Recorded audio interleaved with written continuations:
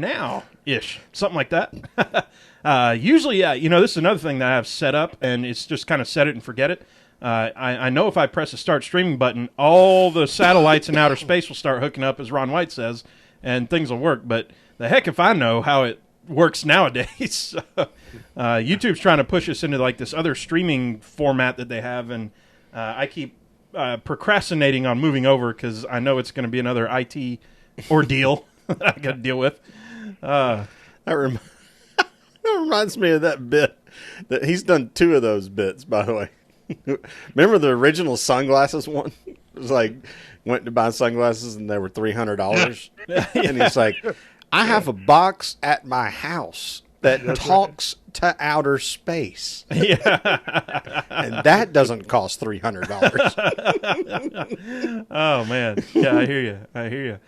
Folks are getting settled in here on the Twitter. On the YouTube we chat. Got Fred, we got Matthew Todd, we got Jumpy Bob, we got Roger. Absolutely. Good evening. More IT, he says. Heck yeah, more IT. We got the like IT trifecta here. Eric, you're up in. Are you in Syracuse right now? I'm just outside of Syracuse, New York. I'm in a little town called Weedsport, and if you got any fans of dirt racing in the Northeast, they know right where Weedsport is. Well, I'm guarantee you, Roger knows exactly where it is. Yeah, I'm sure he does. How far is that from Olean? Olean is, it's about almost 3 hours from here. My wife grew up in Olean. How about that? Okay. There you go. Well, and Roger has confirmed, indeed. He said Weedsport with a boatload of exclamation points. Weedsport. I grew up in Weedsport. So. Okay. My roommate before Rusty in college was a guy from Olean. That's right. His dad was the head coach at St. Bonaventure. Oh yeah, I got my nephew's looking at the Bonnies right now for baseball, basketball. So cool. Oh, that's awesome. He says the home track is Fonda. Well, the home track that's Fonda's a ways away. Weedsport Speedway, I can hear it from here. It's cool. If you walk straight out my driveway through a couple people's yards and about a quarter mile, you'll end up in the grandstands at Weedsport Speedway. Oh man, that would be tough. Walking distance to a racetrack. Yeah, that's beer walking distance right there. That's only about a beer and a half to get there. Right. Yeah. Oh man, fantastic. Well, cool. Looks like we got folks on and hanging out and everything. I think we're about ready to get started. Sherwin, you ready to roll? Yep. And Eric, you ready to roll? I'm ready to go, man. Let's do this thing. Like I said, we'll cut out for 60, 90 seconds right here, and then we'll be back with you. You'll hear us bring you in and everything. You're looking good on the YouTube and the live and all that stuff, so let's make it happen. Here we go. We're recording now.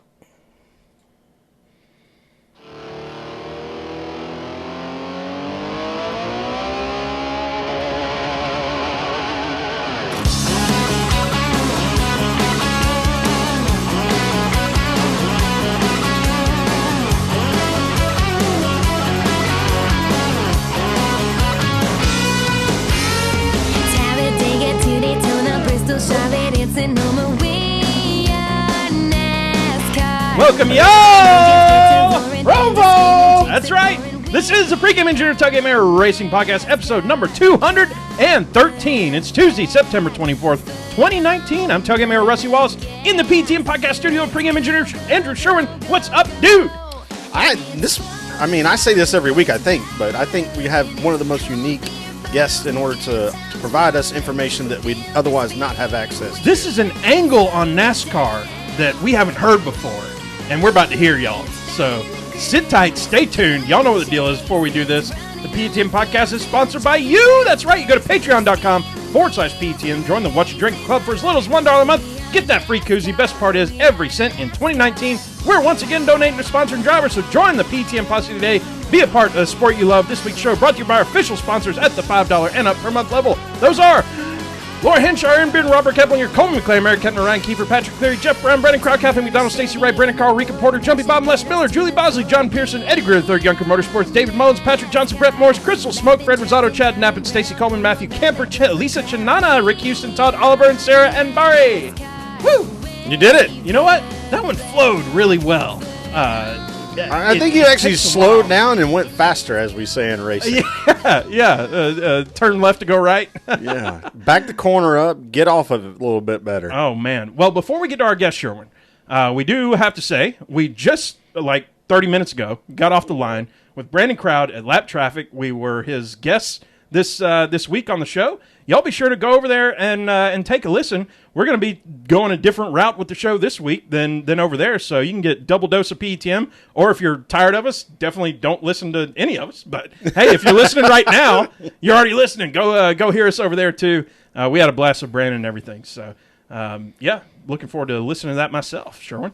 Yes, absolutely. Yeah. So with that, let's bring on our guest. If you're watching on the YouTube, you've already heard him talk and you've already seen him. But he is a CIO, so he's in the tech industry like myself a bit. So he actually offered to help me out with some of the IT bullcrap that I'm dealing with over here. But more importantly for us, an athletic trainer out of Syracuse, New York, formerly providing sports medicine to the athletes of NASCAR. He's on Twitter at Eric Quinn 11. Welcome to the show, Eric Quinn. Eric, what's up? Hey, nothing much, man. I appreciate you guys having me on. I want to say something. You guys were on a show tonight from Lap Traffic, right? You got it. LAPPED. He does. I don't know. Did you catch on the NBC broadcast this week? They had an infographic of the keys to the race, and the second key to the race was lap traffic, LAP traffic, and I was like, "There's no such thing as lap traffic. Why would you say that?" And there's Jeff Burton's talking about lap traffic, and I have no clue what lap traffic is, but they're into it. I like the pedantry. I don't even know if I'm using a real word. Yeah, wow. Pedantry. Okay, go ahead. Pedantry. Yeah, well, I think that has a lot to do with the way those guys say it. They're just cutting it short. The infographic that said LAP. Well, but there's some young some intern social media person that's running that board there, and they probably think that's what they're hearing. They don't realize lapped. Yeah. I think you nailed it right there. Yeah, there's the lowly intern in there that put together the infographic, and he's hearing some rednecks talk on the radio and can't understand them. So I get it. Yeah. Somebody needs to get into that. Eric, you know how we start this show. You've been prompted. Man. What are you drinking tonight? I got my cool blue Gatorade. Normally I would say chocolate milk, but someone said chocolate milk recently because chocolate milk goes better with my bowl of Lucky Charms. But tonight it's my cool blue Gatorade. I'm paying homage to the folks at Gatorade who were very supportive of me when I was an athletic trainer in NASCAR. I got stories about that too. So, we can't wait. Cool blue tonight. Can't wait to get into the stories. Sherwin, what are we drinking? I believe we both have white label Jim Beam. Yep. Again. Yep. With a White Claw natural lime mixer. I think the lime and the grapefruit are the two winners for me as of late. So the wild black cherry is pretty good. And I know there's no sweetener in it, but that one just tastes more sweet to me for whatever reason. But it's probably the acid in the lime. It could be, yeah. But those do it for me. But, without further ado, Sherwin, let's get to know Eric a little bit. Eric, so we've introed it a bit. Former NASCAR trainer, or athletic trainer, all that stuff. Tell us about that role and training and sports medicine in NASCAR, what you were doing. Sure. I'll go back a little bit. I was in college, and I was going to school for sports medicine, wanted to be an athletic trainer, and I had cut out an article from Winston Cup Scene, right? Go back to Rick Houston, the Scene Vault podcast. Yeah. There's another podcast you should listen to. And I caught out an article that talked about the athletic trainers that were working in NASCAR. It was Don Andrews and the guys from Justin Boots. And I said, that's what I want to do someday. Well, in the time between me going to college and me graduating from college, Motor Racing Outreach took over the program. I got in touch with them. So in 2000, they asked me to come on board and start work at all of the standalone Busch races, right now the Xfinity races. And so they said, come on to Talladega, and we'll show you what we do, and then we'll throw a med kit in Tad Geschechter's hauler and off to the next race. And when you get there, just walk up to Tad and say, hey, I need my med kit, and you can go to work there. Well, the next race, if you heard the podcast from Rick Houston, the first race I worked officially was Mother's Day weekend, 2000. That was the weekend Adam Petty had his accident and was killed. Gosh. So it was a big deal. I mean, it kind of started a ball rolling. We'll get into it a lot, I'm sure, over the course of the next hour or so about safety and things like that really kind of came to the forefront in NASCAR at that time, because there was a year and a half there when things got really bad. So. Yeah, well, I want to go ahead and extend a hearty thank you to Rick Houston and Steve Wade for hooking us up with you, because that's how I discovered who you were, and Rick was very gracious enough to connect me with you, and then so we appreciate you being here. Yeah, and we've got a nice crisp edition of the Grand National Scene that was produced for Darlington. That's right. Got it held in my hands right now, and I can't say enough how on their kind of advertisement page for the podcast, they show folks who've given them props, and we're right there. So we said it a couple weeks ago, but PTM Racing Podcast is now in print form in one way or another. And, so, there you go. So's my account. Yeah, and Sherwood's personal account there too. So if you've got that, open it up to the back page, and there's two advertisements in the back. One of them is Sport Clips, and the other one is a company called QWare, and that's I am the general manager of QWare. That's how that weird advertisement got in there. So that's awesome. Well, I'm holding it up to the camera. We'll get for it the right folks on the camera YouTube right now to be able to see it right there. But there it is. QWare. Every pit crew needs the right tools for the job. So does your maintenance team. QWare, the most intuitive work order and asset tracking solution for facilities management.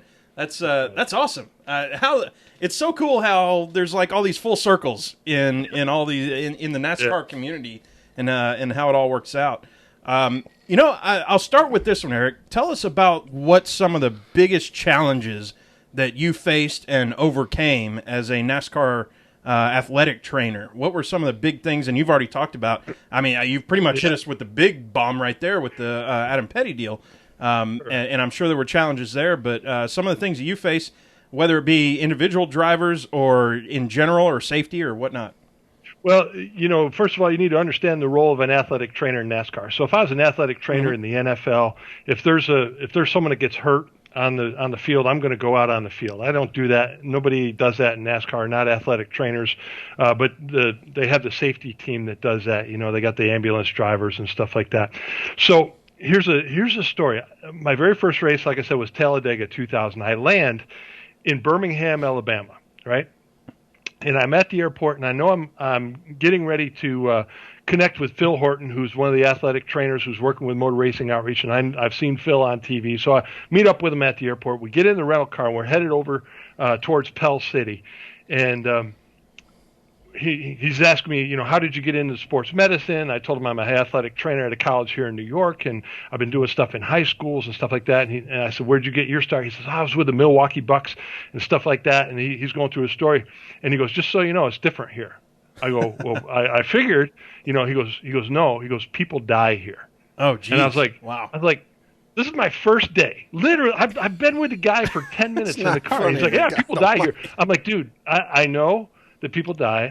I was at the track the day that J.D. McDuffie got killed. I was there at Watkins Glen, and it's freaky. I don't like it, right? I'm a race fan first. And he goes, no, it's different when you know them and you work with them every day. And I'm like, yeah, cool, right?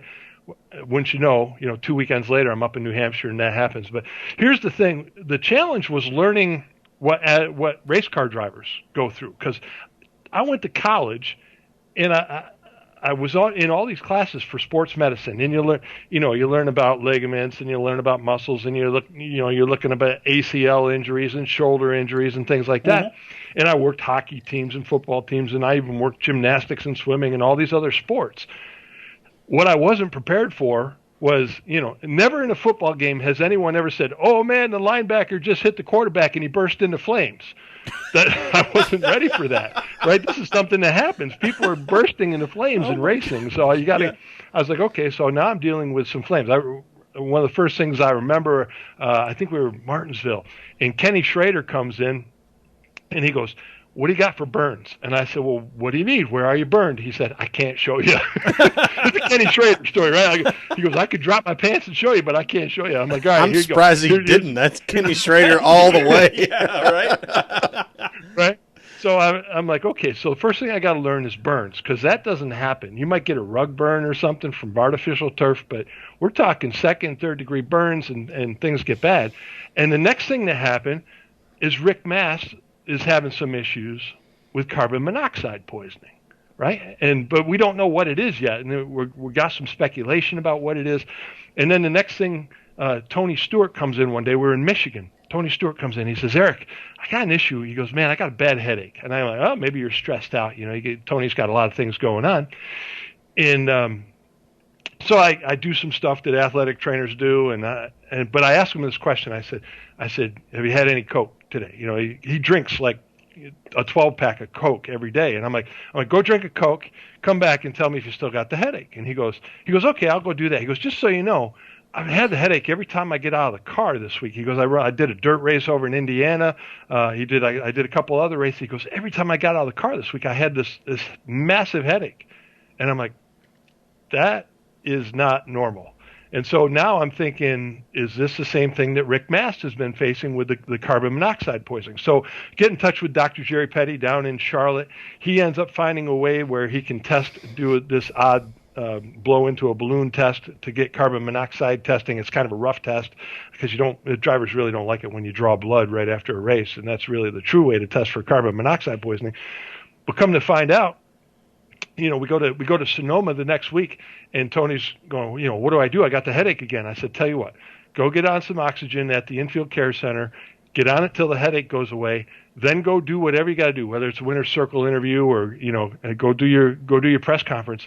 And if it comes back, then we know you're facing carbon monoxide poisoning. So that was kind of a big thing. No one was really talking about it. I mean, they had, because you'd seen Ricky Rudd at Martinsville, crush panels coming out, people really getting into it. But now we're starting to see the long-term effects, and Tony's concerned. And so I had to learn about that stuff, because that's not, you're not like, hey, we're playing hockey and suddenly this kid goes down with carbon monoxide poisoning from the Zamboni. That's not something that happens. Yeah. So, this was all, there was a lot of stuff I didn't know. And there's a lot of injuries that just don't happen anywhere else. Right. 3 or 4 broken scapulas, right? So guys are getting in wrecks and they're kind of bracing themselves on the steering wheel, and as they hit the wall, the belts stretch and they slide forward and their body compresses down, and then the seat comes and hits them right in the back, and it breaks off the bottom of the scapula. Bobby Labonte had it at Darlington. Dale Jr. had it. Just stuff you didn't normally see, And so there was a real learning process. And then number one thing that athletic trainers do is we try to prevent injuries. Well, we were going through the whole thing with Kenny Irwin, Adam Petty, Tony Roper, Dale Earnhardt. How do you prevent that? I don't know, but someone's got to know. And, that's a part of my story as well. So what do you got for me at this point? Man, this is fascinating. You did some name dropping. I don't think I've given Rusty enough time to read Dale Jr.'s book. But obviously Dr. Jerry Petty was a big part of identifying that Junior had a concussion problem and got him hooked up with the Pittsburgh Medical Center. That's very intriguing to hear some of that discussion. Yeah, I'm going to tell you. So my boss, when I was out there, a guy by the name of Bill Nelson, who was a mentor to me. He just passed away a couple weeks ago, but he was a very forward-thinking guy, and he offered. And this is, I'm not trying to find fault with anybody. Please don't take it that way. And if there's anybody from NASCAR listening, I'm not trying to find fault. But in 2002. Middle of 2001, my boss, Bill Nelson, went to NASCAR with the impact test, which was the test for concussions that was developed by the University of Pittsburgh Medical Center.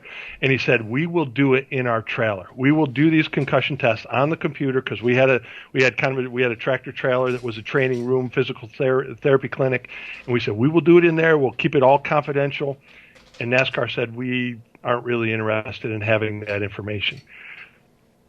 Just a couple of years, I think it was 2014 or 2015, NASCAR said, we're going to do concussion testing using the same test that my boss had recommended to him 14 years earlier. So, that's forward thinking. So we were there, but NASCAR wasn't ready for that yet. Well, what do you think about this? So I'm going on a tangent here because that's what we do here. How much do you think that whole sports science program that Fox Sports had before ESPN bought it? How much do you think the Carl Edwards episode of him like getting on the bike and getting to max heart rate and then doing all the different, you got to hit this, hit the light that's shining thing, and then read the number that's in the thing. How much of that do you think, not force the needle, but like move the needle for NASCAR to be like, yeah, this is probably a good idea? Well, yeah, I mean, this was all happening in the late 90s and early 2000s. So what we had seen in the early 90s was a significant change of the pit crews, right? So you got Ray Evernham, who hires Andy Papathanassiou down at Hendrick Motorsports, right? Andy Papa. Andy is an athlete. He's coming out of Southern California, football player, and he says, we need athletes going over the wall. So now we got these specialty guys, the Rainbow Warriors, and they aren't mechanics. They're just athletes. And Jeff Gordon is beating people out of pit lane by a second and a half. So now everybody starts going that direction. Well, then you start seeing Mark Martin, and you got Carl Edwards, and you got even people like Casey Kane, and a lot of people that came through Hendrick Motorsports all started going through these same things, right? You got lights up, and you're trying to hit the things in peripheral vision and speed and stuff like that. So I think that those types of shows and those types of programs were very influential. Now, I say influential, both positive and negative, because there was some really great stuff that was happening. We were starting to learn about the athleticism of race car drivers, right? Because everybody's like, oh, Jimmy Spencer's not really an athlete, whatever. Tony Stewart's not really an athlete. I'm telling you, these guys have a skill set that normal people don't have. But it was the Wild West, because any team could hire anybody they wanted, and every team had 10 people a week showing up going, hey, if you just had this, and if you let me do that, your team will be better. Your driver will be better. I mean, it just was crazy, the people that would call me saying, hey, can you put me in touch with Andy Papa over at Hendrick Motorsports? Or can you put me in touch with the guys at Joe Gibbs Racing? Because, I've got something that I think will help. And I'm like, well, what is it? And they're like, well, it's a bungee cord. And you jump up and down. Come on, dude. Seriously. There was a big learning curve because there were trainers, personal trainers. Now, I'm an athletic trainer. That's a licensure and a certification state by state, and it's a medical professional. Personal trainers are different, right? They're the people that you can go to the gym and there were personal trainers that were coming in, and they're taking these crew guys and they're taking these drivers, and they're like, all right, let's start out with a 2-mile run. Well, we're not pitting on the backstretch over at Pocono here. We're pitting right off the wall, so let's, it was Wild West, man. You need explosive movement training. Exactly. Those guys are amazing. We always said there's no training in the world like it, because with a football team, if you've ever been to football practice or played on a football team, they talk about the skill guys, and then they talk about the strength guys, right? The strength guys are your O-line, your D-line, and your skill guys, quarterback, receivers, the guys with the hands, These guys are jumping off a wall, and everybody says, oh, the tires are lighter. And I'm like, no, they're heavier than the ones you put on your SUV, because there's the inner liner. So these tires, they weigh 80 pounds. And these guys are like, they're counting their steps. They're watching video after every pit stop to see how many steps did it take to get from the wall to the right rear. And I mean, it was completely different thinking as far as athleticism goes, and it took a while, but when you see it now, the reason that all the pit crews come off of pit road within 1/10 of a second of each other is because they've all kind of standardized. They realize now what the skill set is, they know what the strength and conditioning terms are, and they're getting it done. Yeah. Well, I mean, you can harken back to those videos they like to show as we get towards, we're in the off season and we're getting towards Daytona, and show Junior Johnson as the jack man, and he's swinging a jack and knocking everybody down because he's just slinging around, because he's just a big man that's really strong. And now you look at that guy, and that guy that's going over the wall as a jack man, he probably played defensive end in college. And the guys that are changing tires, they were probably running backs or cornerbacks or safeties in college. 80 pounds a tire. Y'all, I was hauling some concrete not too long ago, and it was 60 pounds. And, y'all, I was bitching a lot. Yeah. These things are not light, man. I'm telling you. I don't know what the actual weight is. I could be a little wrong, but I'm telling you, it ain't.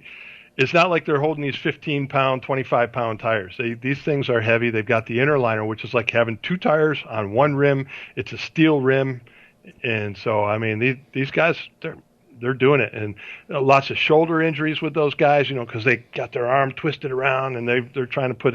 It's amazing. If you've never been on pit road, if there's any chance if you're listening, watching, get to pit road and just stand next to one of the crews and watch what they do and try not to be amazed. Or stand next to them. Well, imagine the hand strength they need in order to index that tire. Yeah. Because they have to do that with just two hands and two shoulders. I think one of the first people, you said stand next to them and look at what they do. Stand next to them and look how much bigger they are than you. Yeah. That's one of the things. One of the first people I saw was when we first got like pit passes at some point, way back in the day, well before, 10 years before the show ever started. And it was Casey Kane's Gas Man. And I was like, "Oh my God, this monster!" and then next up is his tire chain, and just a Jackman or something. These guys are enormous. Yeah, I had a professor in college who was also a baseball coach, right? And so I went to college in Minnesota, and I said to the guy, I want you to come work with me. He's an athletic trainer. I said, I want you to come work with me. He goes, I don't like racing. It's not a real sport. I said, okay, whatever. So I said, here's what I want you to do. You come fly into Syracuse. We'll go to the race in New Hampshire. We'll work the race in New Hampshire. And then we'll come back and we'll spend the entire day at the Baseball Hall of Fame, right? That's the only way I could sucker him into coming to a race. We go to New Hampshire and he's there for an hour. And he goes, these guys aren't messing around. Anybody that thinks that these guys aren't athletes is crazy, right? Now, this is a guy, he's a football guy, he's a baseball guy. He's sticking ball sports, and the whole time I was in college, he would kind of laugh at me every time I wrote a paper because I'm always writing about, motorsports, and he's like, they're not real athletes. And an hour in, he goes, these guys are athletes. And then we get to Sunday when the crew guys show up, and he goes, he had a word for them. He goes, these guys are hosses, right? That's hosses, hosses.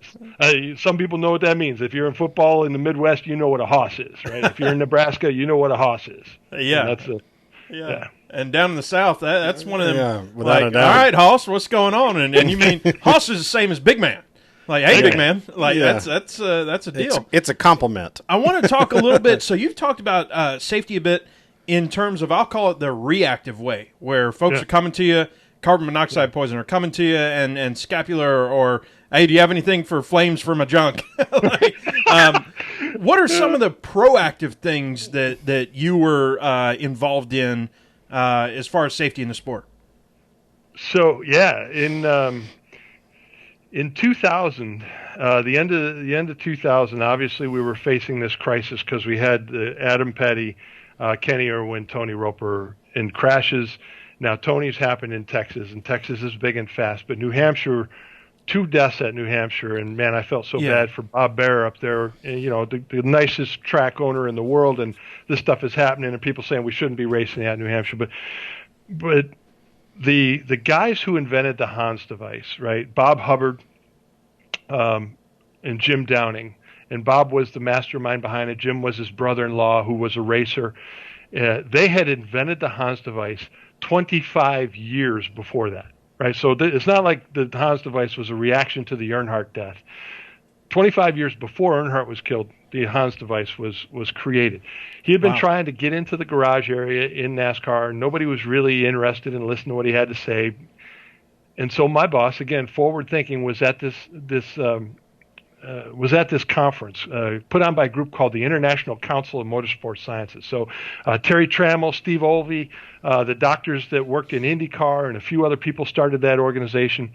And so my boss, Bill, he ran into Bob Hubbard, and Bob's like, I just want to talk to you about the Hans device. I want to show up in Daytona and show some people. So we had Bob Hubbard in Daytona for Speed Weeks 2001 on our credential, right? And so Bob spends days with me and my boss and my coworker Kevin at the time, and he's teaching us about the Hans device. right? And he's telling us, now look, and he's got sled tests from General Motors and Ford, and he's got them on VHS because that's how long ago this was. And he's showing us, he goes, now look, this is what happens when you don't have a Hans device. Here's what happens when you do have a Hans device.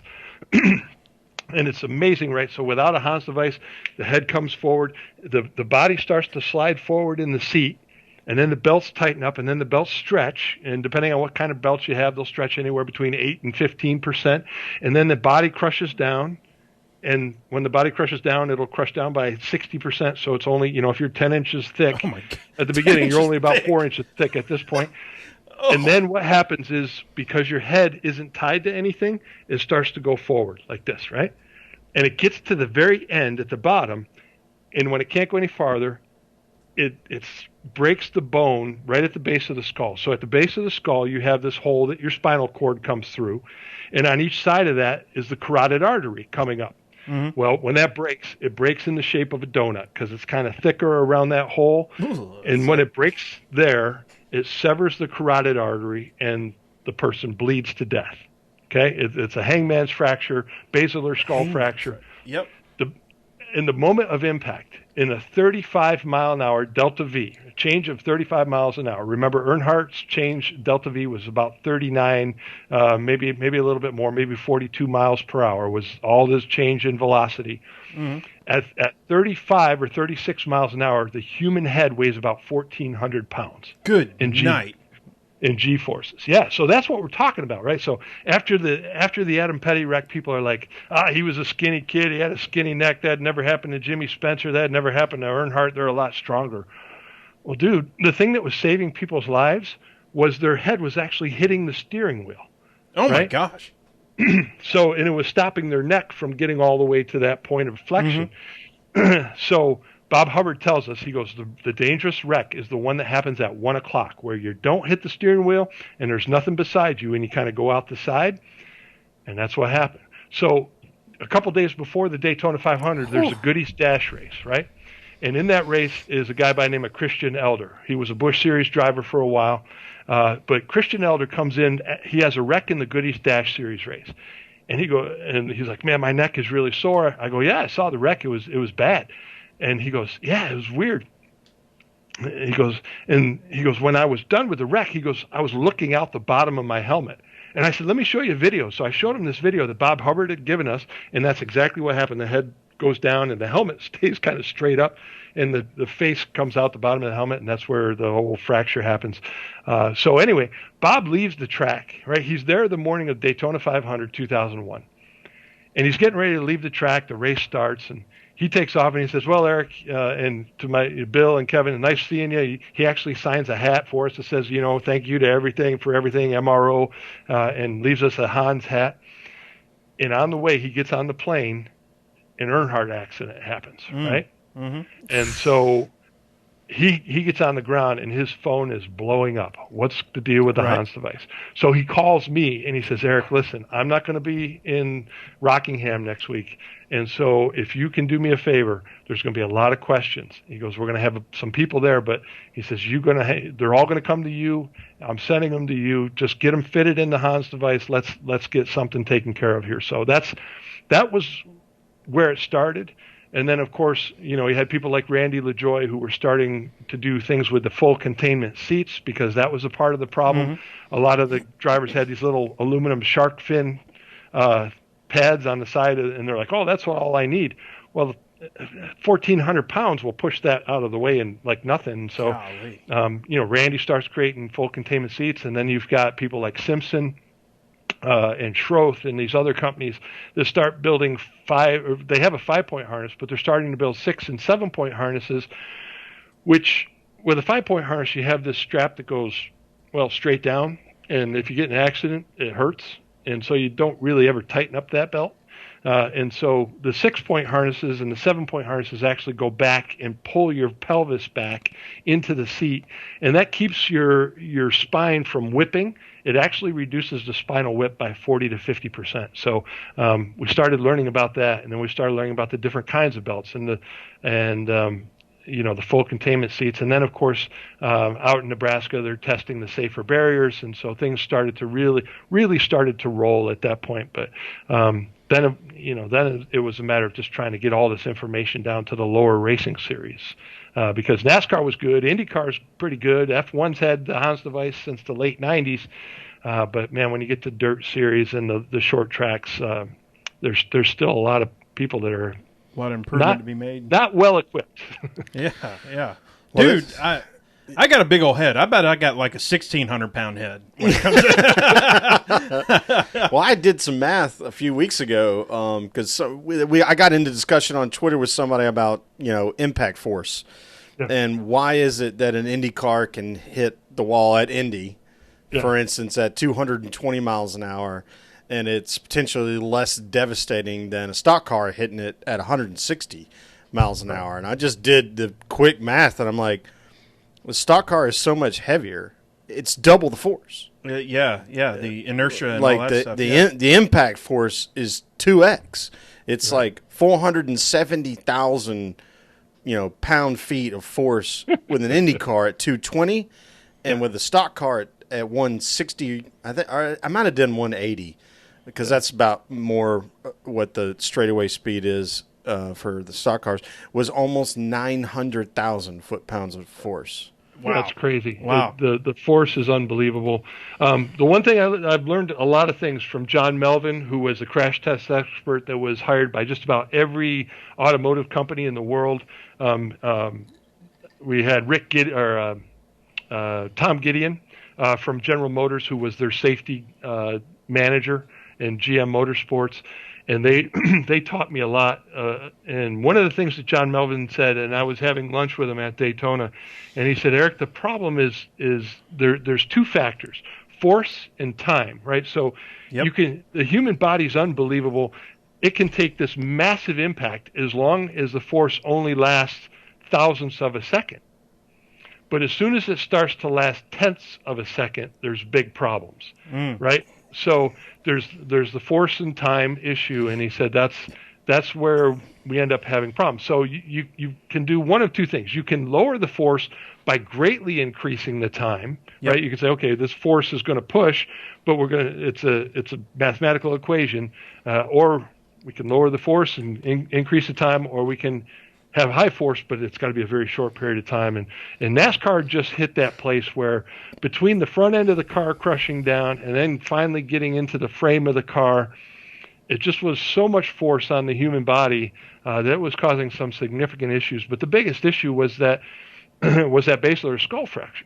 When you go back and you look at the history of the deaths that happened in NASCAR, all but when you look at the last 15 or 18 deaths, all but one or two were the basilar skull fracture. So the Hans device took care of that. The safer barrier is making that impact longer but lower, right? That's that mathematical equation. And going back to full circle to where you started at was you're not looking at ankle injuries in a basketball game. You're looking at basal skull fracture stuff, and that's the common thing. It's not like Tommy John in baseball, and it's not like ACL in basketball. This is like you said, it kills people. It's it's I'm tough to laughing about it because it's so difficult to wrap your head around that. Exactly. You almost have to laugh a little bit. This is entertainment, and people are dying. It's not supposed to happen. Right. Man, that's a good point. Well, thankfully, we have not had a death in a major NASCAR series since Dale Earnhardt. Yeah. True. Let's. I want to switch gears a little bit. Sure. We have Jumpy Bob at Jumpy Bob, who brings on a whole topic that I think you have a lot to say, and I want to hear all of it, which is the do's and don'ts of prescription drugs in NASCAR. Mm-hmm. So we continue to hear, somebody gets dinged for some sort of drug testing thing. And they're like, oh, it was this Adderall thing, or it was this other thing, or whatever it is. And I don't know what question to ask you other than let's talk about drugs. Good question, White Claw guys. All right. So I don't have an answer on that per se because I didn't do the drug testing, right? So that all falls under NASCAR, and it's at this point there's a lot of secrecy or HIPAA laws that would prevent you from getting into certain things. But I'll say this. for the most part, the drivers themselves would not even take a Tylenol from me. I had plenty of Tylenol. I had plenty of Midol because that stops the cramps and the pain, right? It's great. They love it. But when I said, hey, why don't just get on a regular Advil regimen, and they're like, no, because in their mind it's like, this is going to affect my brain somehow, some way. It's going to affect my brain, and my brain has to be top notch going into a race. I'll give you an example. So we're in Rockingham. Was it Rockingham or Darlington? I guess we were in Darlington. And Tony Stewart gets in a wreck. I think this is 2002, right? And so they helicopter Tony out of Darlington. And on Thursday, I get a call from Jim Mock at Darlington Raceway. Hey, Eric, here's the deal with Tony. He's got some bruising up and down his spine. And so here's what you need to know. And he's going to want to talk to you at the track. And so I'm like, Tony, you should get on medicine. He's like, no, none, zero. I won't take it. I don't take it. And I'm like, seriously? And he's like, yeah, dude, that's going to mess my brain up. So that's why we use a lot of TENS units, right? So a little, these days they sell them over the counter. Back then they didn't sell them over the counter, but a little 9-volt battery, if you ever put a 9-volt battery on your tongue, that's kind of what it feels like, but it's on your back or something like that. So I had a TENS unit. I got a funny story about this too. I put a TENS unit on Tony's back, and then I would, before the race, I'd crawl inside the car, and one of his crew guys would tape it to the roll bar, and Tony could turn it up and down. So we're at Bristol the next week. Here's the funny story about that. But that's how they take care of the pain, is these TENS units. So Tony calls me on Sunday, right? He says, Eric, I need you to come to my motorhome because I'm not going to make it down to you to get my TENS unit put on. I'm like, all right, I'll be there. What time you want me there? He goes, I'll come up 45 minutes before the race. I go up to the motorhome lot at Bristol. I don't know if you've ever been to Bristol, but it's up the hill outside the track. Yes, sir. And so I go to Tony's motorhome. I ring the doorbell, and Gooch, his coach driver, opens the door, and he says, "Come on in, Eric." So I take off my shoes because everybody takes off their shoes in these big motorhomes. I walk in, and it's Kid Rock, Pam Anderson, Dale Earnhardt Jr., Tony Stewart, Gooch, and me. And I'm like, wow. What in the world am I doing? And Tony goes, Eric, this is Pam and Bob. I'm like, hi, Pam and Bob. He goes, I'll be with you in just a second. I'm like, Tony, dude, you have to take off the fire suit in order for me to do what you need to do. Okay, so when you're done, you come back to the bedroom in the motorhome, and we'll take care of business, because I don't think this is the right place to drop trow and, have everything going on that we got to do. So, so Tony's in the race, and this is the spring race at Bristol, right? And so they're racing, and Tony comes on the radio and he says, "Someone go get Eric. It's really getting painful, and I've got the TENS unit turned all the way up," right? So I go to the pits, and they're talking to me on the radio. They're like, what do I need to do? I said, Tony, the TENS unit is only good for about 40 minutes, maybe an hour, and then you got to turn it off and kind of reset your nerves so that they'll respond. And so I said, turn it off and then turn it back on after they go green or something like that, because they were in the middle of a caution. So he turns it off, turns it back on. Well, he gets out of the car during the race. They get a relief driver for him, and he comes over to where I am in the building where I am, and man, everybody's following him, including Pam and Bob, right? And they follow me in, and they're like, "Oh man, what are we going to do? All the press is around. They want everything." I said, "Dude, there's a back door to this building." I said, "Just head out the back," right? So they leave, and 10 minutes later, I go outside. Tony's not here. He's not. What do you mean he's not here? So yeah, it's about protecting the people that you're working with. So yeah. And on the subject of drugs, something that me and Sherwin have talked about before. I don't think we've talked about it on the show actually, but I think I've lamented to Sherwin where some of these I'll say drug issues come up, and I don't know how to put this, so I'll just be blunt because that's the only way I know how. You hear about athletes and celebrities and whatever whoever else that. Hey, they had this drug combination or this weird thing that you've never heard of before going on. Is this something that do you think they're trying to get that little extra edge or whatever it is, and they hear about something new or I don't know how to describe it. Like, what is it that we hear about these, or do we only hear about it because it's celebrities doing it? And there's like in the also UFC too, it happens a lot. Yeah. I think in sports in general, you just hear about these. Well, he was on this thing with that thing, or I was drinking this weird drink that I don't, I didn't know what was in it, and this other thing. What's the deal with that? Well, I mean, you find the story that came out 2 or 3 weeks ago, right? The Xfinity series headed to Canada, and one of the drivers gets called out for having someone else's Adderall, right? Right. He's got Adderall's a big backpack one, from a friend, and now he's banned from the race. And I don't know. I mean, here's the weird deal, right? So when I get a cold, my first line of defense is Sudafed. Mm-hmm. If I walked in and got a drug test after taking the amount of Sudafed that I take to try to get rid of my stuffy nose, I'd fail. Yeah, you're a meth addict now. I know, and so what do you do? I don't know. I don't think there's any driver out there going, you know what? I can really get in this. We can go back to the Jeremy Mayfield days, to the Kevin Grubb days, and different people that got suspended.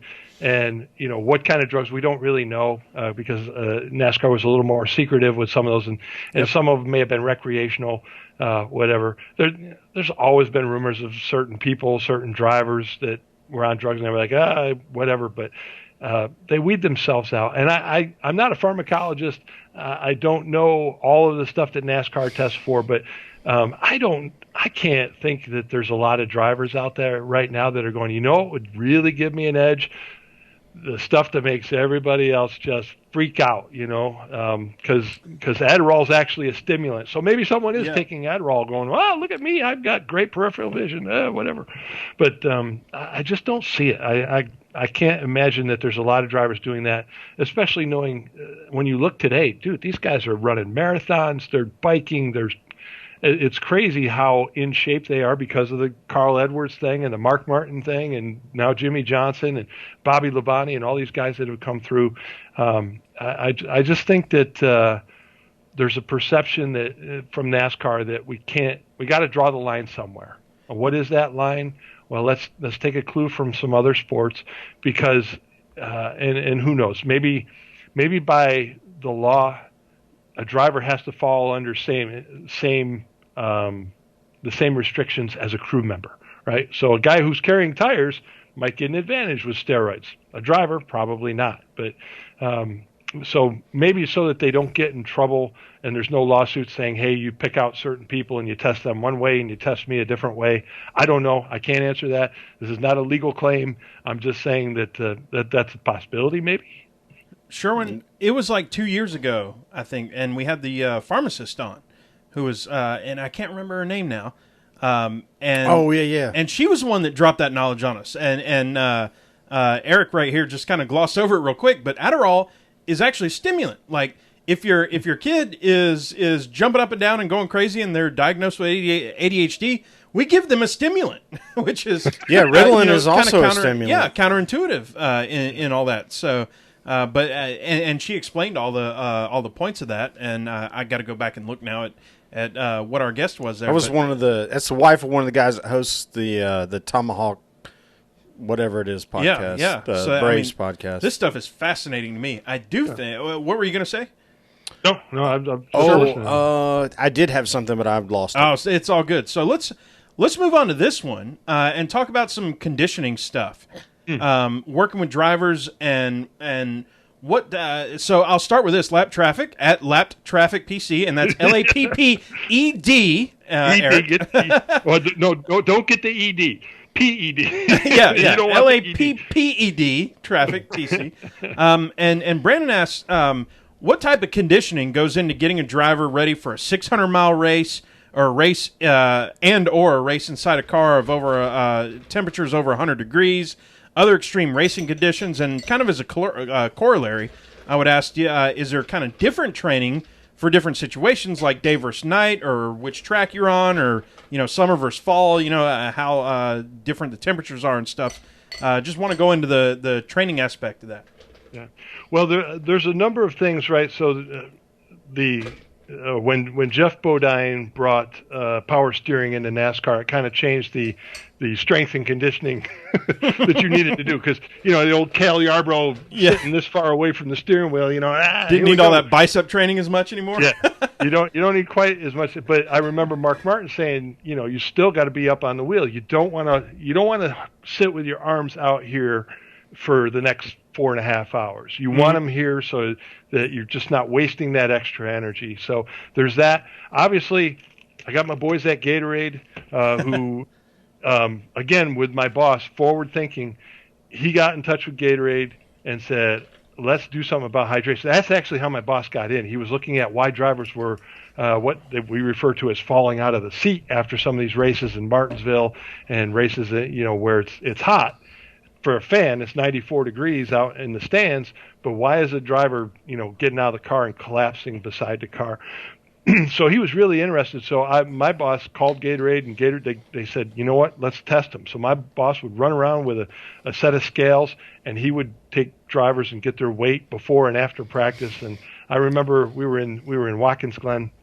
It was a really hot week, and we went through about an hour and 45-minute practice, and Dale Jarrett had lost 4 pounds in that practice. Wow. Now you start thinking about it, you're like, well, 4 pounds is a half a gallon of water, right? That's essentially what he had lost. And so it wasn't long after that Gatorade developed what they call the GIDS, the Gatorade in-car drinking system. And so that's the biggest thing is hydration, and you'll hear guys talk about that. Now, a lot of guys have taken up to drinking Pedialyte, whatever. Is it better than Gatorade? No. Gatorade's one of the most.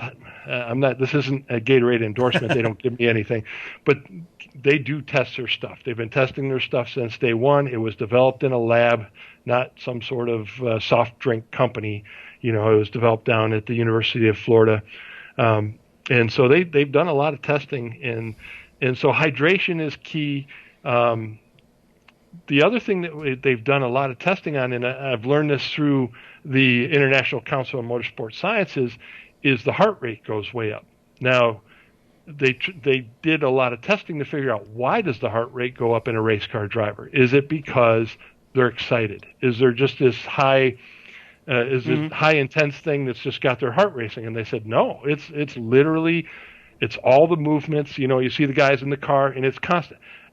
Just sit here and do this for a while and see what happens. You just, you got nothing in your hands. You're not worried about anything around you. You're not moving arms, legs, shifting, trying to take on the G-forces with the core of your body. So core training, strength training is very important. You talk to Mark Martin, man, that dude, he would send a guy over to see if I was at the. Yeah, he was a legend over there, and just so strong. Bill Elliott would come over and work out, and these guys worked on their core because, dude, they would drop into a corner at Dover, right?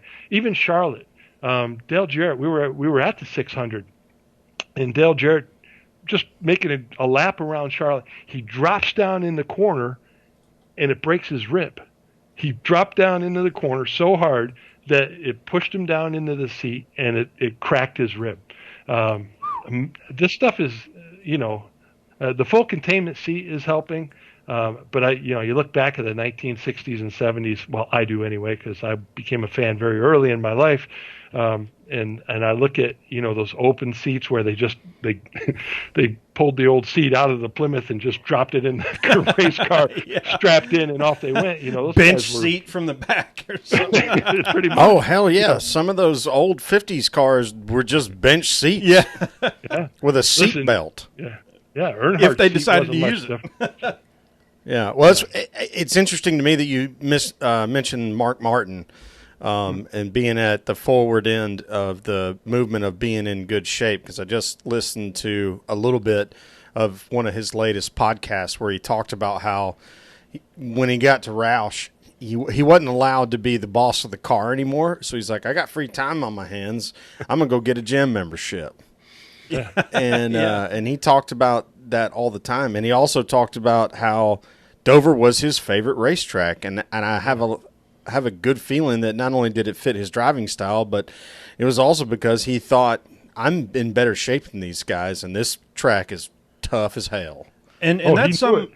that's something we've talked about on the podcast before, and it would be great to either confirm or disconfirm from your perspective that once the athleticism, once the first guy decided he was going to be an athlete, whoever it was, and we've talked about it before on the podcast that they figured out they could get like a tenth or a half a tenth or whatever it is on the racetrack because they were in better shape. It felt like there was this cascading effect of now all the drivers are trying to do stuff. And you see Jimmy Johnson, as an athlete, just deciding to run a marathon and then getting like whatever it was, 5th place in his age category.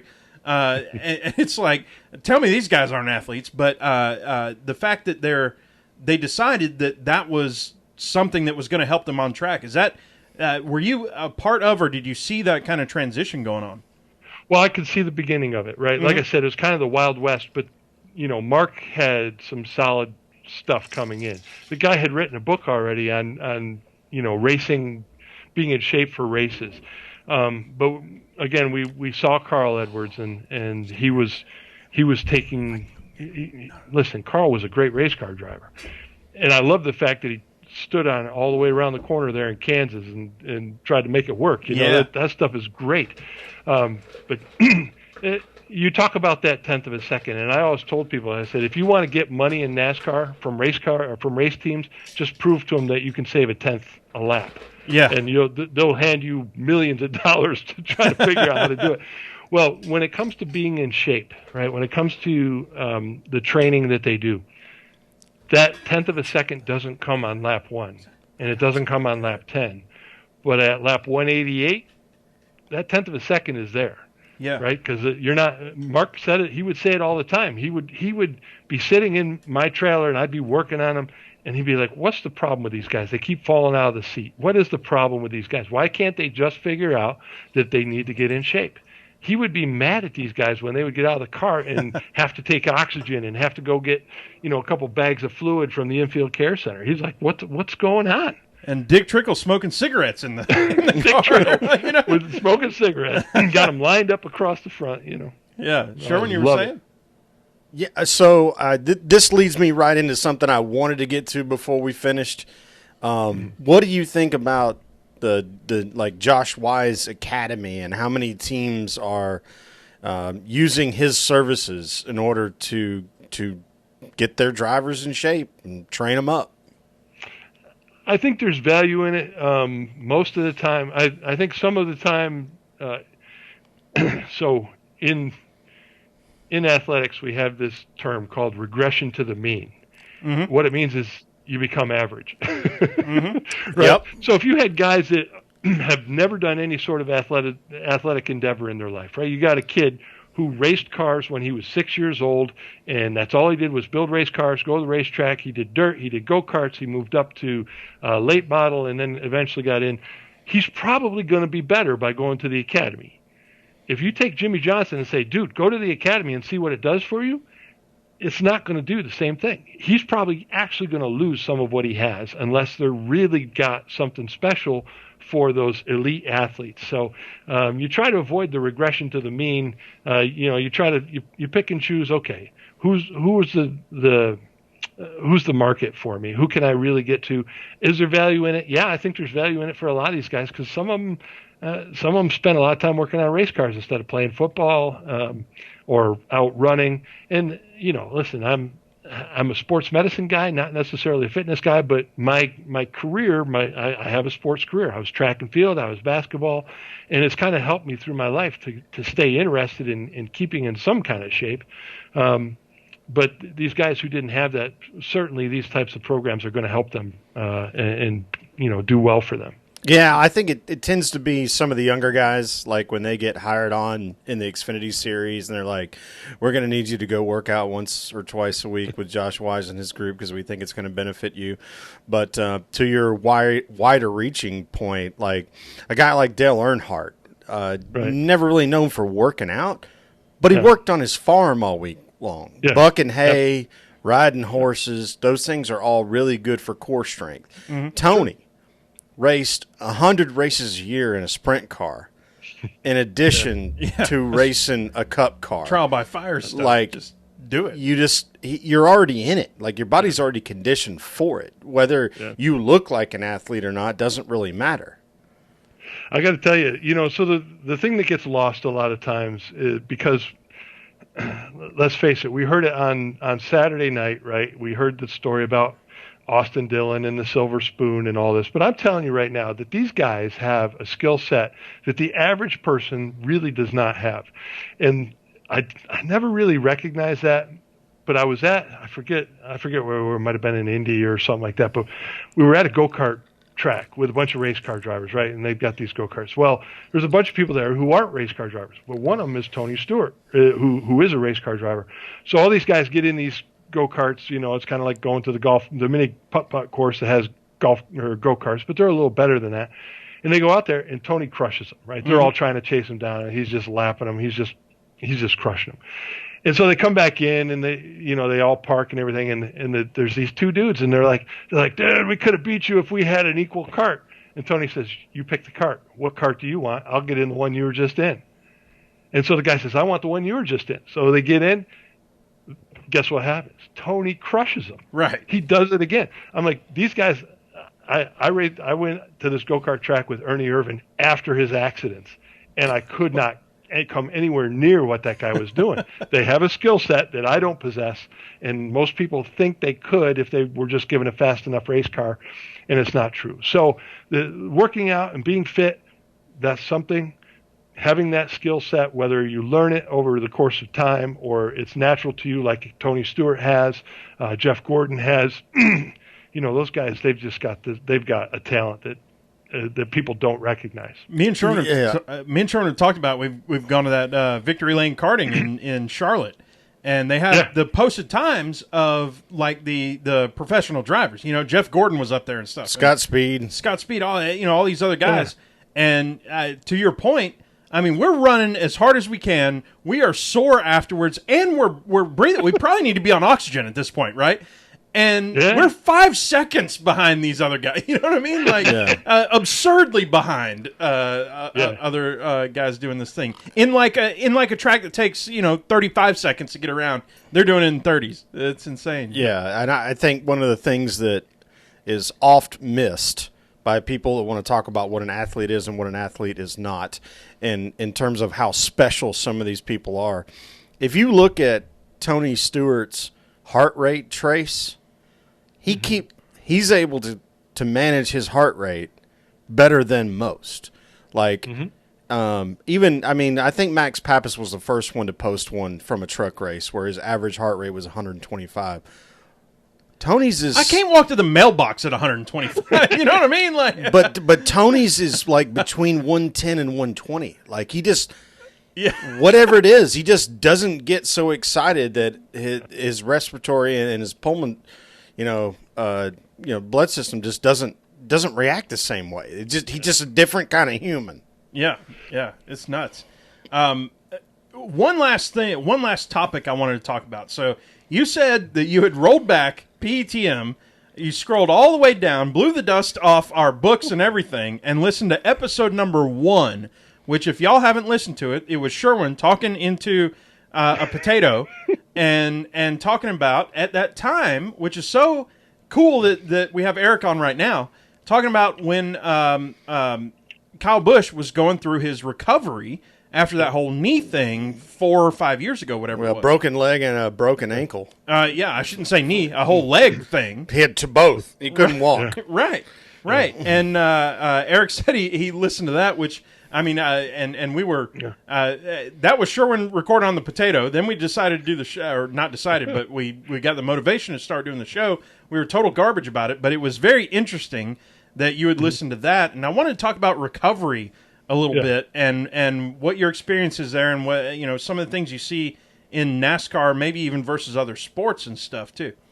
Yeah. Well, so first thing I want to say is I want to talk about the incident with Kyle Busch at Daytona, right? So at that point I was out, I've been out of NASCAR a number of years now, and I was out of NASCAR, but one of the things that I always did, because when I was in college, I was in an apartment full of guys who were sports medicine majors. And so we would watch like the college football finale. We'd watch the Super Bowl. We'd all be sitting there watching, and someone would get hurt, and we would guess what the injury was, right? We'd be like, hey, we know what that is, And so we're trying to figure it out. And then later in the broadcast, it'd be like, hey, he's got, ACL, MCL. We're like, yeah, we got it. So I'm watching Daytona. I'm watching the race with Kyle. And I see the impact, and I'm like, oh, crap, that was hard. But he should be halfway decent. The next thing I see is him getting out of the car like a madman, like it's on fire. Mm-hmm. And I turned to my wife and I said, Nicole, he's hurt bad. And I think it might have been Mike Joy says, oh, there's Kyle. He's moving around. That's good to know.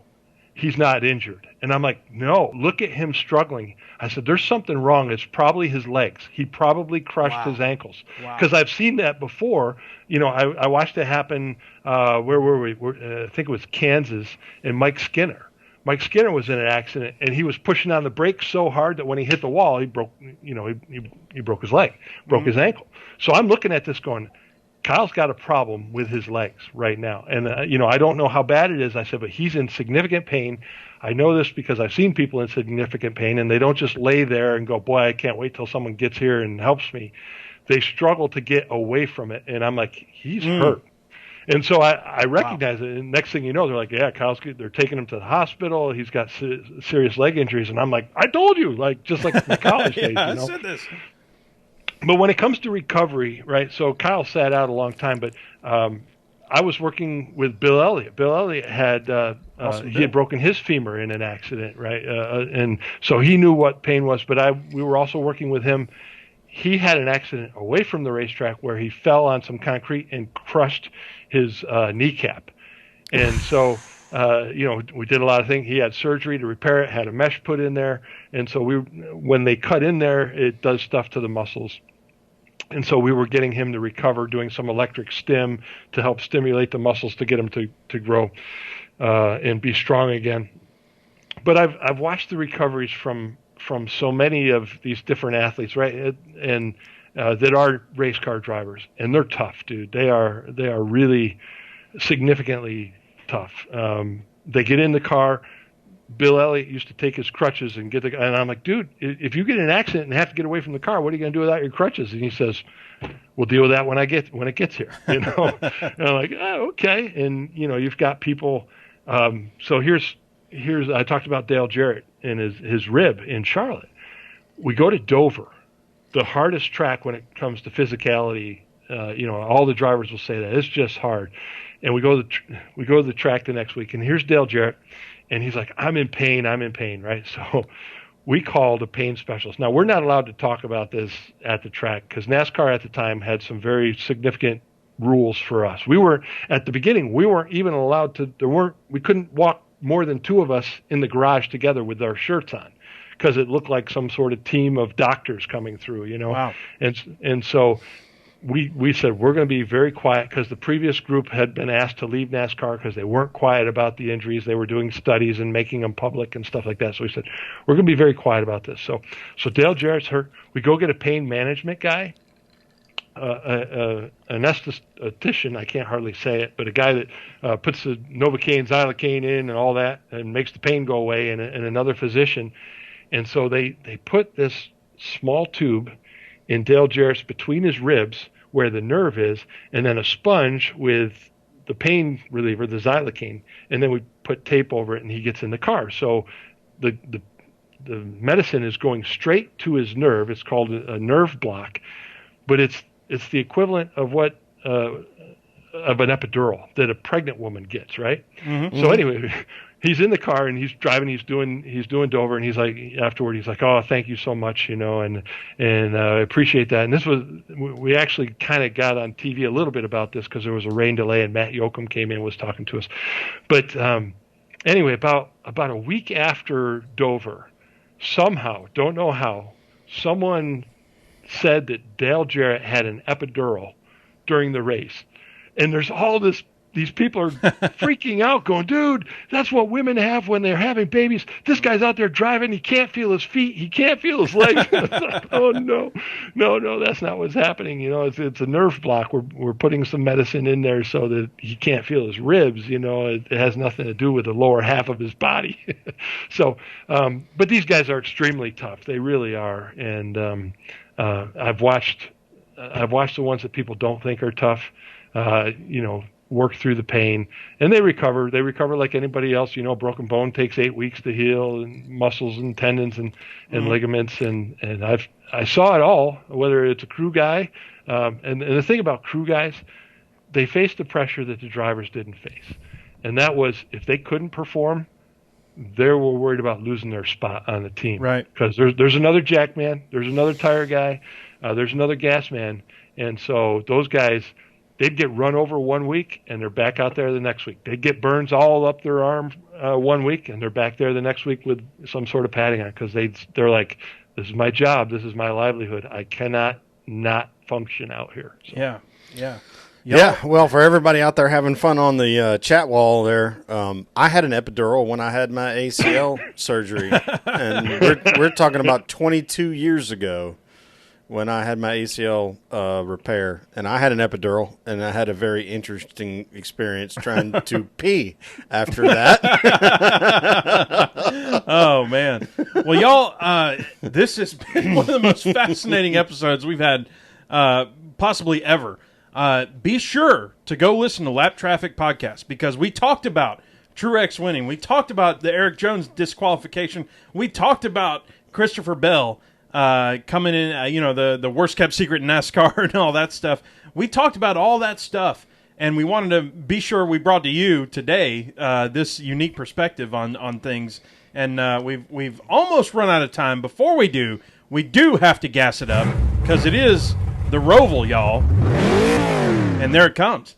So it's time to talk about the Roval a little bit. Sherwin, the Lemmings are live in the Roval. I've already talked about us at us doing the karting stuff before, and in the not even pre-show, just me and you BSing before the thing starts.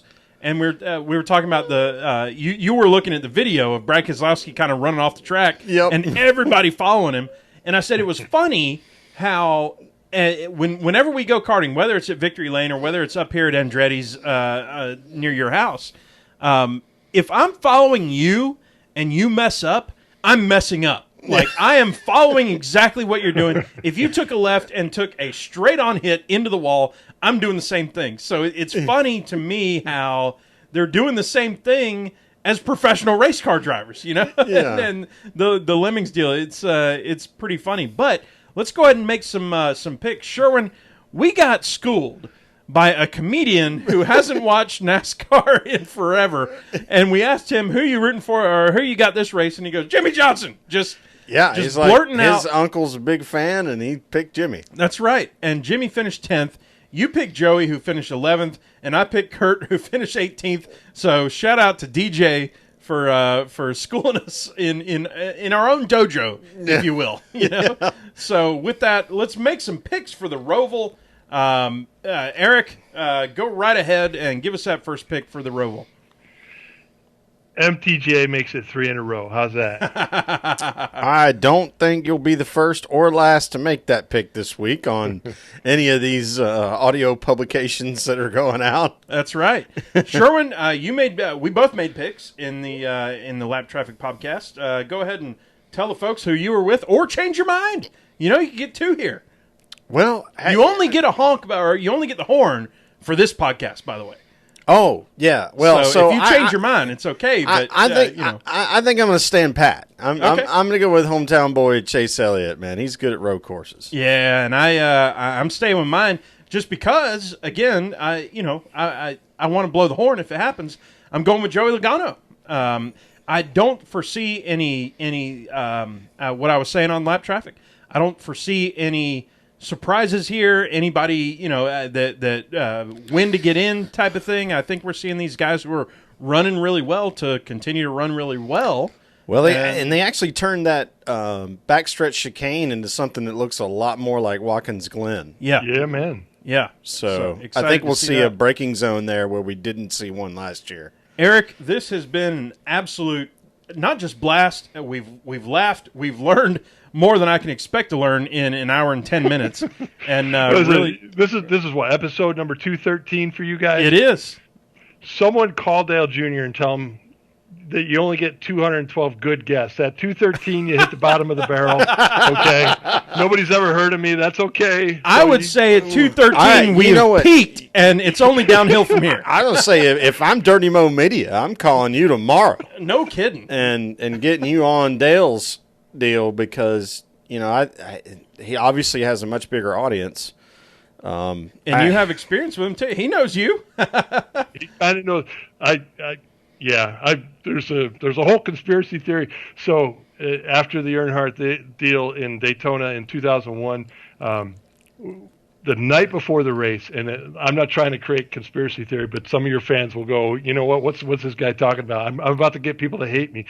The night before the race, Dale Jr. shows up at my motorhome and he knocks on the door. He says, "Hey, can I borrow your golf cart?" He goes, I got a bunch of cases of Bud I have to take into the officials in the garage area tonight. Now, he did that every week, just so you know. Yeah. But when he won the next day, because it's the biggest thing, he wins the 4th of July race after his father. It's like, did those officials let something go because they each got a case of Bud from Dale Jr. the night before? I don't know, but I didn't know Dale that well because he was just constantly mobbed by people. You would not ding him for a T-Rex car in that race. You know what I mean? Hey, let it ride. You know what I mean? Eric, tell the folks where they can find you online, and we cannot wait to have you come up again. Oh, well, my business that I do, and I didn't talk about it all tonight, is QWare. Other than if you got the paper from Darlington, the Grand National Yes, we scene, do. it's on the last page. So QWare is a software. I'm the general manager of QWare. No, it is not named after me. I know my last name begins with Q, but it was called QWare before I got to it. But QWare CMMS. That's QWARE-CMMS.com. It is a computerized maintenance management system, so it's made for people that do maintenance in buildings and on campuses, whether it's a school or a municipality like a town or a village, or you're in a factory or something like that. That's what we do. QWareCMMS.com. Go visit it. That's my plug for it right there. I don't want to get into all the things it does because it's cool. I love working with those guys. We're a small team of people who does good things for a lot of people. That's awesome. And hang around with us for a bit. We're going to close this thing down. Sherwin, here goes nothing. Y'all know where to find us. PETMpodcast.com, at PETM Podcast. We have had an absolute blast with Eric Quinn on tonight, and can't wait to have him on again. As always, you can find me, Tailgate Mayor Rusty Wallace, at Tailgate Mayor on Twitter. And Pregame Engineer, at Pregame Engineer on Twitter for me, and at Andrew L. Sherwin on Instagram. And we will talk to y'all next week for sure. Thanks for hanging out.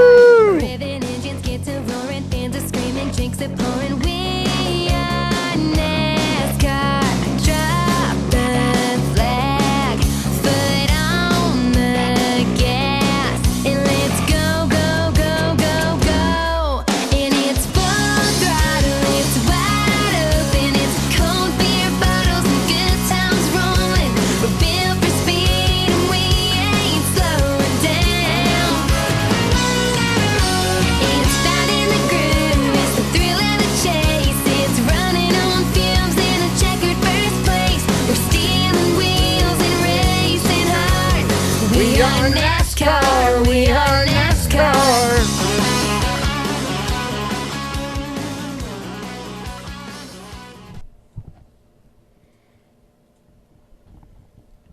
And that's a wrap. Eric, we are still live on the YouTube, but we have ended the recording portion of it that'll end up on iTunes and all that. Man, this was a boatload of fun. We usually talk about the week's events and all that. I'm really happy, Sherwin, that me and you were able to do that earlier tonight over on Lap Traffic. Yeah. And so, we got that out of our system, and we're able to just talk this stuff all night long. Dude, this was so much fun. I had fun. Absolutely. So. Yeah. One of the things we really like to do, Eric, is because there's so many people that are now doing what we're doing, and that is a fan produced podcast. Is we just never have been interested in doing the news, so we do our absolute best to have people on that are going to offer content that wouldn't be available in the news. So thank you very much for saying yes. Yeah, absolutely. It's been fun. It's funny. I've been out of NASCAR for a while, but it's still something I'm passionate about. And the one thing that I see is that, if you look at J-Ski, right, you talk about not doing the news. Yep. J-Ski used to be the rumor mill, and you could go there and find things that no one else had. And then when ESPN took them over, it became the place where PR people, that's where they did their press releases. And you see so much of that now, even on Twitter, right? I'm watching a race on Twitter, and love the people on Twitter. I follow them for a reason. But, first thing you see is Bob Pockrass, yellow, card 21 is in the wall. Then you've got Jeff Gluck, and then you've got Jim Utter, and all these guys are all saying the same stuff. And so I get it. You want to hear something different, and hopefully I've been able to give you a little bit of that tonight. Man, this you definitely did that. Incredible. Yeah. Usually, like we said, we walk through the events of the week, but early on, you probably didn't hear it, but I off mic told Sherwin, I said, "Hey, screw the rest of the show notes. We need more of this. This is a ton of fun."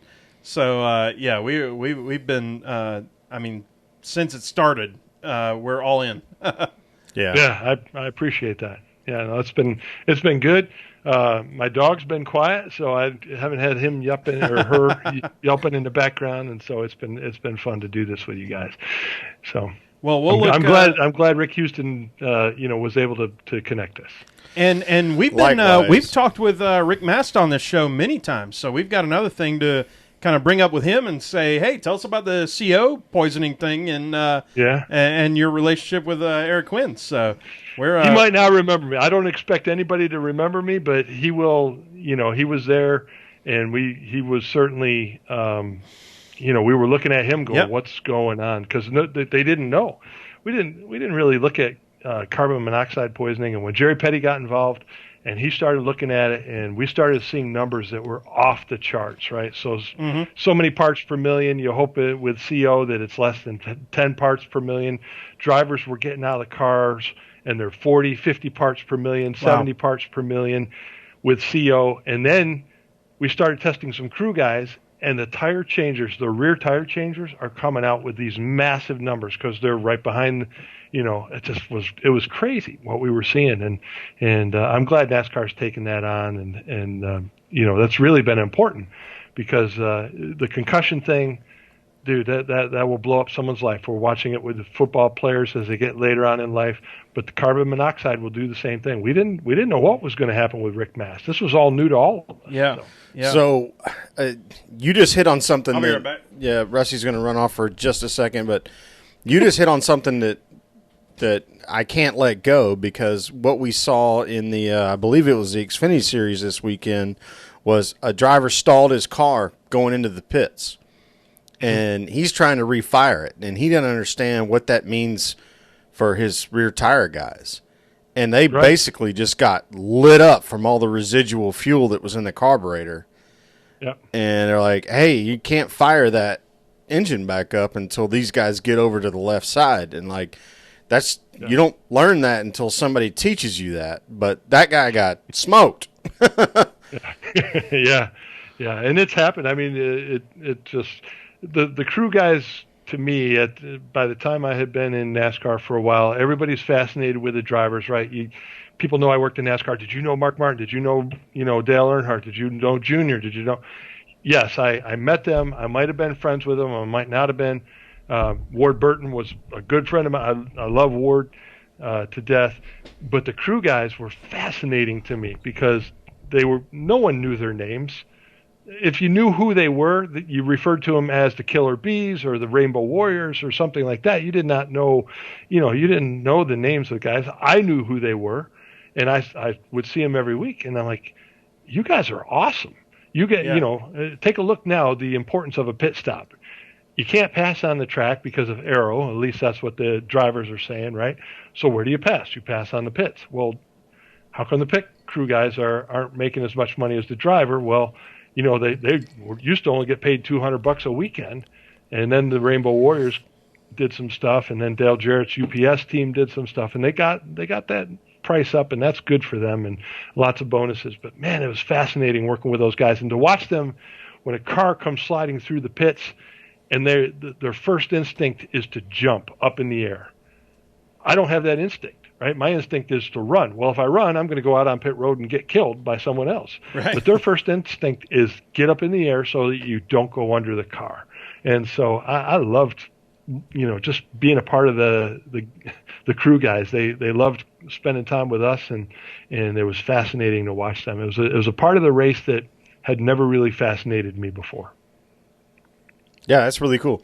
Yeah, I think for anybody out there that's listening or will listen or is watching tonight, and you haven't had a chance to watch a pit stop from point blank range, it's wildly different than what you see on TV. Just like, TV can't do Bristol or Dover or anywhere else justice. You had to be there to see it, because it's just like, you don't understand how, like, we got to watch a Hendrick pit crew, what would you call that, a combine? Yeah. When we were at the Hendrick campus a few years ago, and they're working out their 6th pit crew for 4 teams. They're working out their 6th pit crew, and these guys are phenomenal. Yeah. There's no slackers out there. It's nuts. There isn't someone who just walked in and said, let me jack the car. These guys know what they're doing. I remember Shane Church, who used to be the rear tire changer on Jeff Gordon's car with Steve Letarte carrying. He said that at night he had a hub bolted to his bed, and he would hit the lug nuts for half an hour, just going round and round so he would get better. There's no slackers out there. And like you said, kind of at the beginning, the difference between every other sport and NASCAR in the types of physical exertion that they do and the injuries that come from that is so totally different that it boggles the mind. It's amazing to me how they threw you into kind of trial by fire, is what I was going to say at one point in the podcast, in terms of, all right, well, you've done some of these other sports. Here's NASCAR. We could have the potential of people dying and go. And the first thing you get is a guy saying, "Hey, I've got burns on my junk." And other places. I mean, it was all down his legs. But you know what? You know why he got him? He was in the car. You talk about these cars that are 140 degrees. He had taken a cold bottle of water and dumped it down his fire suit. It got to the seat, and the seat was so hot that it created steam. He boiled his nuts. I mean, what else can you say? There's a Georgia thing I wasn't expecting to hear tonight, right there. Yeah, right. Boiled peanuts are the worst, by the way. I'm sorry. You guys keep them all down. I love me some boiled peanuts now. Yeah. But yeah, his whole backside was burnt. So yeah, it was painful. But he was back in the car, man. He wasn't letting it get to him. Well, it's really cool that the evolution of the pit crew has been very impressive, and it gives these a lot of these kids that maybe they just don't quite have the size or the speed or the strength or whatever you want to call it to make it to the NFL. But there's an opportunity for them in NASCAR. I mean, we had there was a kid from Georgia Tech, and that's our home base, who just quit the team because he had an opportunity to go join a pit crew, or at least try to make a pit crew. He was a big guy, defensive lineman. He wanted to be a jackman or a gas man, and he left the team with eligibility because he thought he had an opportunity in NASCAR. So those are things that are happening. It's happening, and you look now, and the guy that picked me up at the airport on that first day, Phil Horton, He's a pit crew coach. He's running the pit crew combines for NASCAR's Drive for Diversity. And, I mean, they got, as we said earlier, they got some hosses showing up, man, and it's impressive. Like I said, when you stand next to them, the first thing you notice when you see a pit crew in action is that you grew up your entire life with your mom telling you, now, be careful crossing the road, look left, look right, look left again. That's what your mom told you. And these guys wait until the car is right there, and then they run out in the road. And that goes against every instinct. It goes against every instinct that you were taught. And you're like, why did they just do that? And when you first see it, it's something you don't get from the grandstands. It's something you don't get from TV. When you see it in person and you're standing there thinking about you running out there, you're like, what in the world are they doing? And then they start hitting the lug nuts, and you start to recognize 10 lug nuts on the 5 off, 5 on, 5 off, 5 on, jacking the car. Dude, 11 seconds and they're gone. It's like, what is going on? And they are athletes. They've been athletes, and they'll continue to be athletes because this is a professional sport in every sense of the word. Yeah. Well, and they're starting to look more the last couple years at so carriers being, like we said, the safeties and the cornerbacks of the world. They're a little bit undersized maybe, but they're really strong.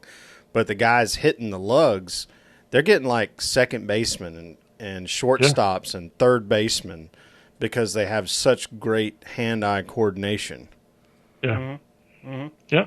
Sherwin, I think it's time to let our guest depart with us. Eric, we've kept him long enough. Eric, one of our greatest compliments is if a guest will agree to come on with us another time, and we'll reach out to you at some point. And man, this has been amazing. We've never done. By the way, we've never done an episode like this before, ever. Yeah, this is pretty different for us. In the history of PETM podcast, we've never had somebody who we've just talked the whole way through and then just said, screw everything else that happened this weekend. We're going to talk about this some more. So I appreciate that. I'll do whatever you want me to do. If you want me back, I'll be happy to come back. Yeah. But I so appreciate you just giving me time because I love telling the stories, man. I was living the dream. I wanted to be an athletic trainer in NASCAR, and I got the opportunity to do that. And now I just happened to be there at a time when things were changing so fast, and there was so many important decisions being made from the top level, and just being a part of that was just amazing. And so to tell my story, I appreciate it. Thank you for giving me the opportunity. Absolutely, we'll do it again. And by the way, I now work in. I switched jobs not too long ago, and I work in healthcare software. So. There you go. I think one of the. Did you mention like University of Penn or something like that? Who did Pittsburgh. Pittsburgh. University of Pittsburgh Medical Center, UPMC. Yeah, I guarantee they are a client of ours. We do provider scheduling for all kinds of folks. So yeah, it's funny how all these things align, all these Venn diagrams sort of converge, and here we are doing this. So awesome times, man. Thank you. Name of the company is Qgenda, so we have the same Q going on, You got a Q up there? Yeah. Well, we should talk. That's right. That's right. I'm in. Eric, appreciate you very much. Thanks a lot, and let's do it again sometime. Thank you. I appreciate it, guys. Thank you. All right. Take care, brother. Thanks for saying yes, Eric. We appreciate it. See ya. See you later. Y'all, how cool was that dude? And we said it. We've never done this before. Sherwin, we talking to the mic, but we've never done it like that before. And, no, you scrapped the show, and I was like, yeah, we should scrap the show. If y'all go back and watch, maybe it was 10 minutes in, and I went off mic, and I actually I dropped an F-bomb. I said, F the show, we're doing this. And Sherwin goes, oh, yeah. and so, be sure to, again, go back and listen to Lap Traffic this weekend, or this week, rather. And we'll talk about all the weekend stuff that happened and everything. But yeah, that was too much fun to just sit there and try to start talking about on track stuff going on right now when he's got all this knowledge to drop on us. So we don't need to do the news when that guy's got that much to say. That's right. That's right. And that's kind of what we're doing, y'all. And y'all know that. You know that's why you're here. Yep. I mean, y'all know that. We had DJ Lewis last week. He was a riot. And, that was so much fun. Everybody thought he was awesome. Right. Right. So. Good times, y'all. We will talk to y'all next time, and we've had a blast, obviously. So hope y'all have enjoyed it as much as we have, and we'll talk to y'all next week. 100%. Peace out.